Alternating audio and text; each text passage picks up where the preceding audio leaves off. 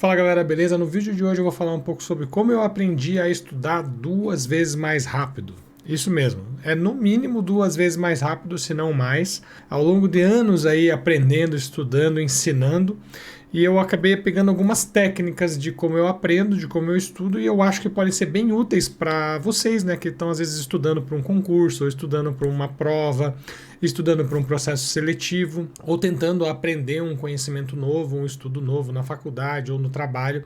Pode ser super útil, é o jeito que eu faço. Um parênteses aqui legal para vocês. Existem métodos e metodologias de aprendizado que envolvem a interação, em que você vai precisar demandar um pouco de esforço para você ensinar aquilo para outra pessoa, por exemplo.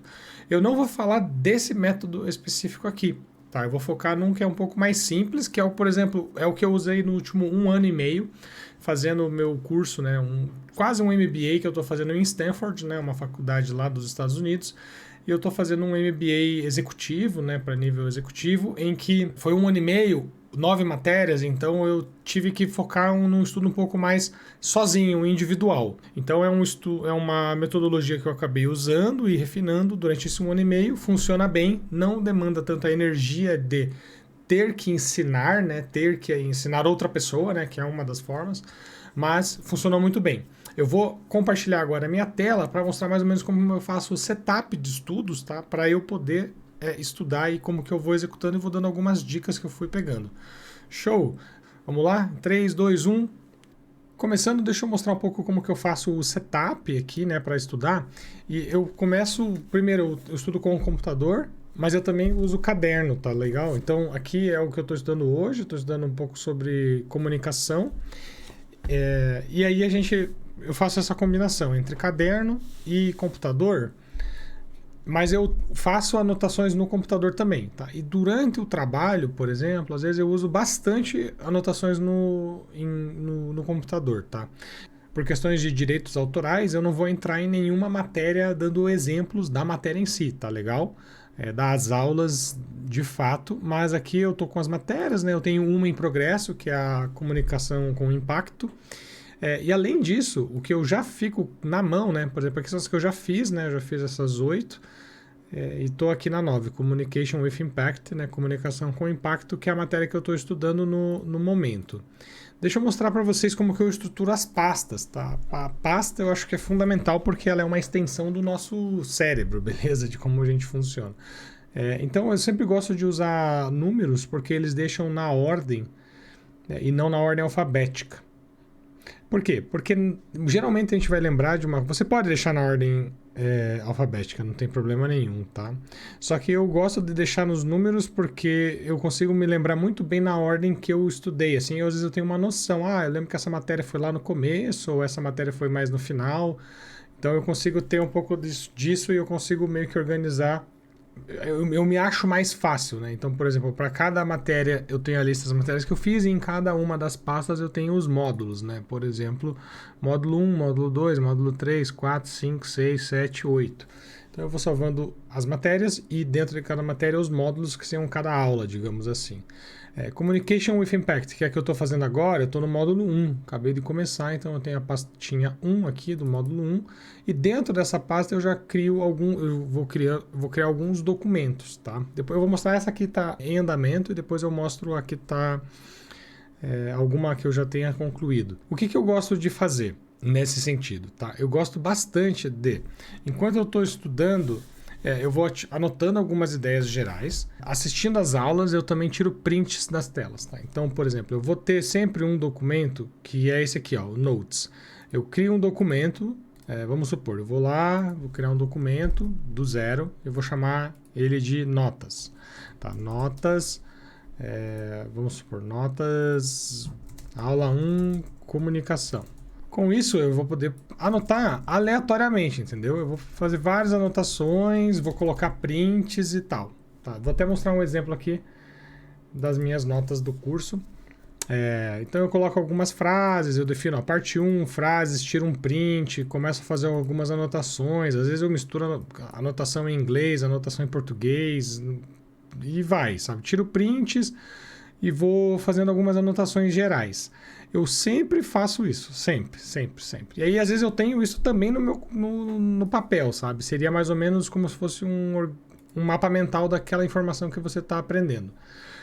Isso sempre acaba me ajudando bastante, tá? Porque se eu não anoto, fica difícil você fixar. Se você só ouvir, só assistir, ficar ouvindo, às vezes você não fixa o conteúdo, tá? Então isso é uma coisa que eu gosto de fazer, me ajuda bastante nesse processo. Uma segunda coisa que eu faço é separar a pasta dos exercícios. Então, aqui como eu ainda não fiz exercício, tá? Vou mostrar um que eu tenha feito. Talvez Decision Making. No Decision Making, por exemplo, eu sempre deixo todos os módulos aqui. Essa aqui é uma matéria que eu já fiz, que é tomada de decisão. Então, a gente coloca os 8 módulos. E o projeto da matéria final, eu deixo uma pasta separada só para ele, tá? Então, aqui está o meu projeto da matéria final. E aí, eu deixo as pastas aqui. Então, quando eu vou fazer um estudo, geralmente eu vou ter uma pasta específica, né? Aqui estão aqui os PDFs das aulas, os documentos, das anotações, e uma pasta específica só para atividades, só para o exercício que eu tive que fazer. Né? Então, você vai ver que, por exemplo, várias minhas matérias eu estudo, eu tenho as anotações, eu vou colocando os documentos, salvo os PDFs e tenho uma pasta da atividade prática daquele módulo. Sempre vou fazendo assim, para separar o que é uma atividade prática do que é o conteúdo que eu estudei naquele módulo, tá? Somando com as notas, mais os conteúdos, mais a atividade prática, você já tem um grande avanço. Porque você tem que ter uma forma de indexar o conhecimento de uma maneira que, se você precisar voltar nele, daqui a um ano, se eu precisar revisitar algum assunto que eu queira saber, eu consigo achar ele fácil no meu pesquisar. Então, vou dar um exemplo aqui. Eu lembro que eu estudei árvore de decisões, né? Então, será que eu tenho aqui Decision Tree? Eu tenho alguma coisa assim? Eu tenho Decision Making, NPV Decision Tree, Simplifying a Decision Using Decision Tree. Eu tenho vários documentos relacionados a isso. Então, provavelmente, dentro da pasta, né, Decision Making, eu tenho até um módulo chamado Decision Trees aqui. E dentro desse módulo eu tenho alguns documentos que eu poderia ler e relembrar sobre o como que funciona a técnica de árvore de decisões para você tomar uma decisão. Então eu consigo achar essa matéria de uma maneira rápida, porque eu indexei ela. Nesse ponto é melhor do que caderno. O caderno não funciona tão bem. O que eu gosto do caderno é que você pode rabiscar mais, pode fazer flecha e tal, isso funciona bem, tá? Eu uso o Miro também para aprender, tá? O Miro, colocando post-its e tal, eu também acabo usando. Mas, sendo bem prático, eu estou usando ultimamente, eu estou sendo mais simples e eu estou fazendo as coisas mais na base do documento do Word, anotando ali com bullets que eu mostrei ali, né, tópicos, e fixando. Uma outra coisa que ajuda bastante nesse processo de a gente aprender é ver as aulas, você entrar em contato com aquele conteúdo mais de uma vez, porque a gente acha que a gente vai aprender. Se eu fizer uma aula uma vez só, assistir ela, anotar, ela vai fixar na minha cabeça, mas ela rapidamente a gente vai esquecer. Então é interessante a gente conseguir estudar aquele assunto de novo depois de um determinado tempo. Por exemplo, uma semana você vai lá e dá uma olhada de novo naquele assunto. Estuda de novo a mesma aula, assiste ela de novo, por exemplo. A mesma aula 2 vezes. Você vai ver outras perspectivas.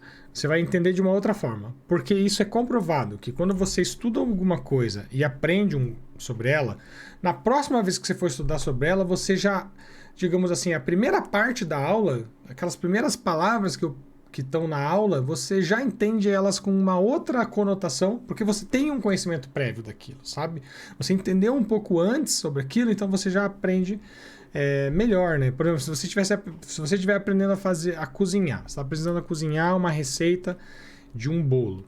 Aí você está fazendo pela primeira vez, você vai lá e faz ele pela primeira vez, toda a parte de preparação, farinha, açúcar, tal, e você vai colocar no bolo, aí você faz o bolo e você vê que o bolo ficou batumado lá, batumou o bolo. Se você for ver de novo, como você já fez uma vez, e aí se for às vezes rever o tutorial de como fazer o bolo, talvez você vai perceber que, na hora que você pesa, que você tem que colocar ali o ovo, o leite e a farinha, lá no início tinha que cuidar um pouquinho melhor nas quantidades, que você, na primeira vez que você viu, passou batido, você achou que estava de boa, aí depois você viu que batumou o bolo. Aí quando você está estudando de novo, você fala assim, putz, eu esqueci desse detalhe, esse detalhe é importante. Quando eu estou ensinando o produto, eu vejo claramente isso, principalmente a parte de Discovery. Então a gente ensina o Discovery. Se você assistir a aula de Discovery uma vez, você tem uma pequena noção do que é Discovery, porque o Discovery é uma coisa extremamente complexa dentro de produto, né, em gerenciamento de produto, e é praticamente um ponto-chave ali do processo, porque se você faz um Discovery ruim, tudo depois vai ser ruim. As consequências de todo o teu projeto, de como vai trabalhar, vão estar comprometidas porque o Discovery não foi bem executado.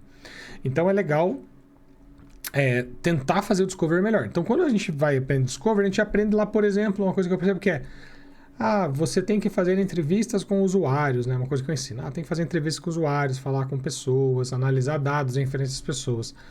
Tem alunos e alunas que leem isso e passam batido, já vão para os frameworks, já começam a fazer as atividades, fazem e me mandam.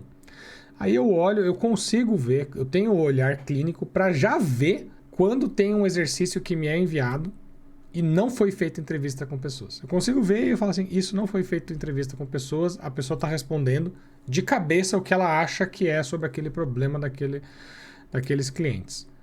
E eu consigo perceber quando teve as entrevistas de fato. E detalhe que eu falo e enfatizo e está num slide específico da atividade prática.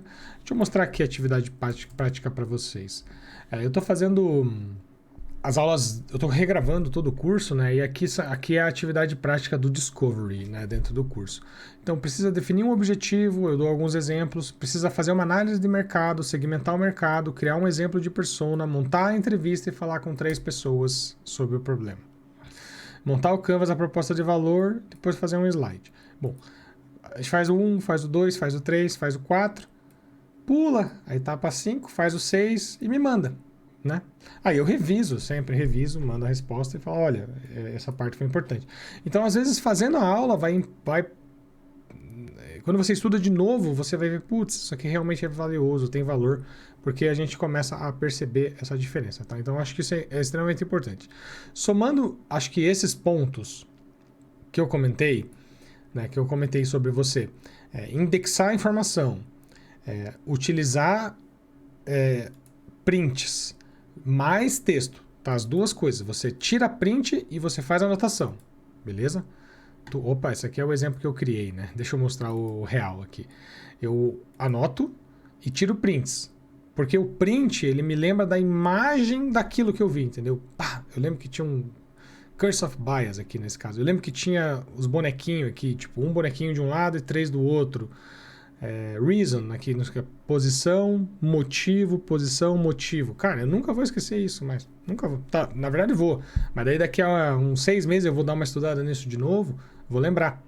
Isso vai fixar na minha cabeça, tanto a imagem quanto use more because e tal, que seria usar mais a palavra porque. Então são informações que ficam dentro da minha cabeça, né? Vão ficar. Às vezes eu uso essa coisa do vermelho, Vermelho foi porque eu fui responder uma pergunta e eu errei ali a pergunta. Daí ela fica em vermelhinho. Aí eu deixo em vermelho que eu errei. Daí eu lembro, putz, aqui eu errei. Né? Essa daqui eu deixei em verdinho, porque eu acertei. Então daí eu vou memorizando usando esse tipo de elemento, tá?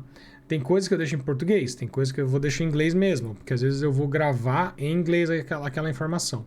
Enfim, é um mix de coisas. Então, recapitulando para todos vocês, eu gostaria que vocês até experimentassem e me dessem feedback se funciona com vocês. Indexar a informação, deixar ela o mais tabulada, certinho, na ordem, com pastas e números, é relevante, tá? Não deixe todos os arquivos sem nome, depois você não consegue achar. Tirar print, fazer anotações, pode ser ali escrevendo num arquivo ou então no papel e caneta, ou nos dois, né? Beleza? E aí rever aquela informação pelo menos 1, 2 vezes. Às vezes espera uns dias para dar uma absorvida, e aí você vai lá e aprende de novo, né? Tudo isso que eu estou falando, existem teorias e nomes de metodologias para isso, tá? Mas meu foco não é aqui complicar para vocês, é deixar um pouco mais simples.